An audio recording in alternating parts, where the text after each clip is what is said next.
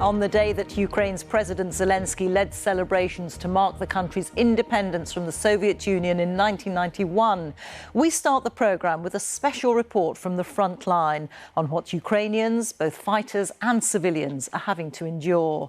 Thousands of people gathered to hear President Zelensky's defiant speech, saying they were not victims but fighters and that peace was getting closer. He and his wife laid flowers in tribute to those who lost their lives in the war. The area here in red shows how much territory Russia now has control of.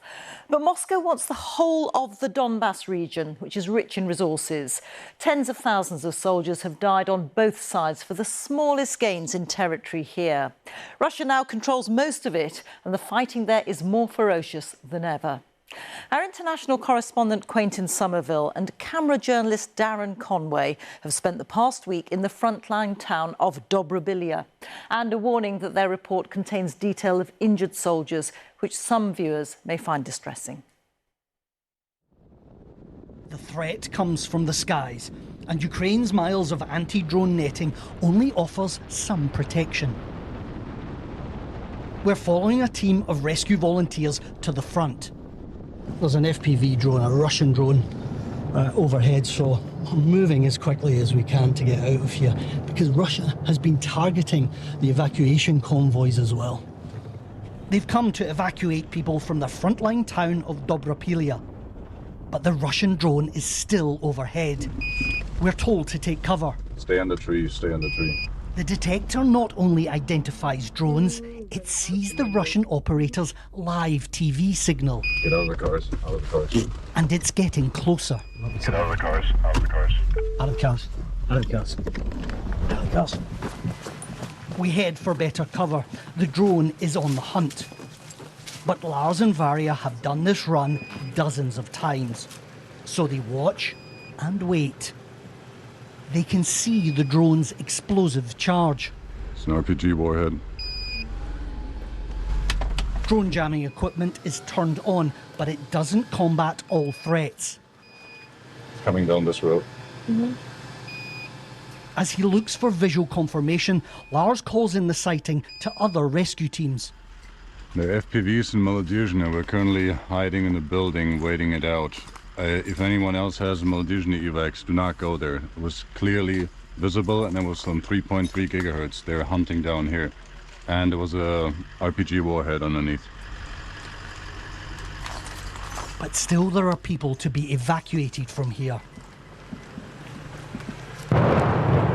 Even as the bombs start falling.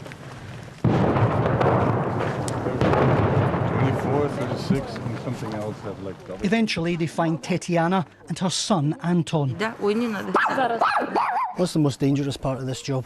Actually drones, because drones are following us, they are flying all over us in the sky, it's FPV, it's ammonia, etc. And they are aiming exactly the volunteer vehicles.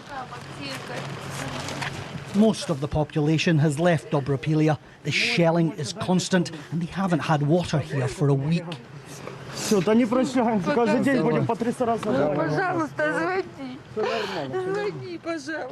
This parting will be especially painful.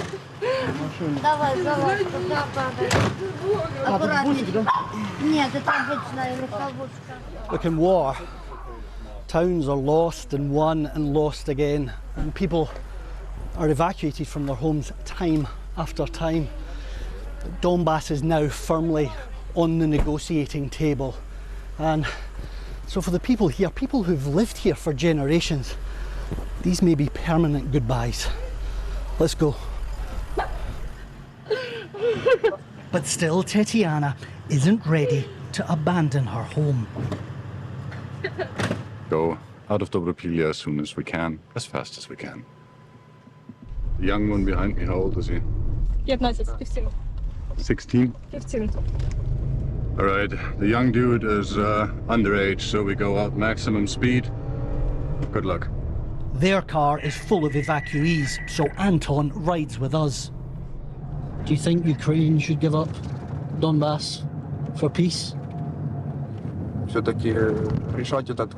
I think we need to sit at the negotiating table and resolve this conflict in a peaceful way, without blood, without victims, Because war is very scary and it's very painful. It's just horrible. Russia is creeping forward here, and we move forward too. Near Dobropillia, small groups of its troops broke through Ukrainian lines. Ukraine says they've been pushed back, but as we saw for ourselves, it came at great cost. We head to a field hospital not far from the fiercest combat. Here we have to kill the lights. Everything is a target. It's the medics' busiest time. The injured can only be collected under the cover of darkness. So it's all hands on duty tonight. Senior Lieutenant Dima is one of the surgeons. The soldier on the gurney has lost most of his right leg in a drone attack.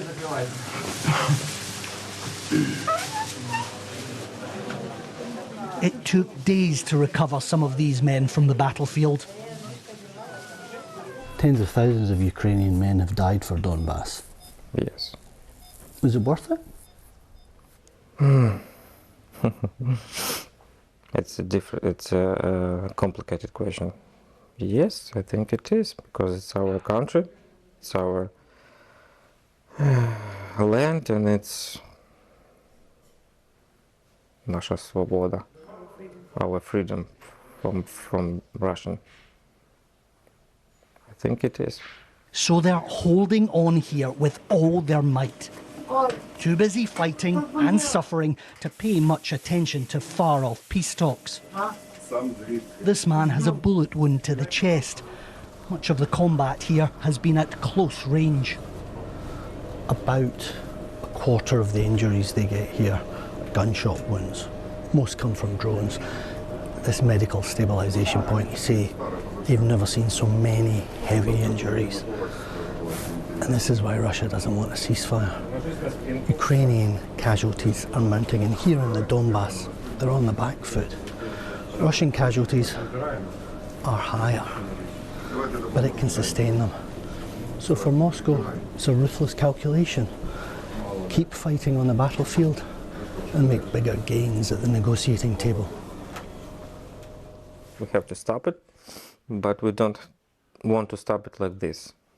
We want back our territory, our people, and we have to punish Russia for what they did. Do you miss civilian life? Do you miss peace? Of course I miss it. And everybody misses. We just want to go home, to live in peace without this nightmare, this blood, death, and all this. And every day brings a fresh nightmare. Russia bombed 72-year-old Ivan's hospital. Now he's searching for his wife. If you bring my wife to me, it would be a great gift.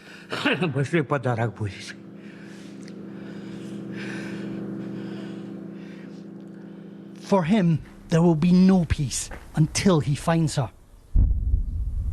Much more than just land will be lost here if Donbass is surrendered. Quentin Somerville, BBC News, Dobropillia.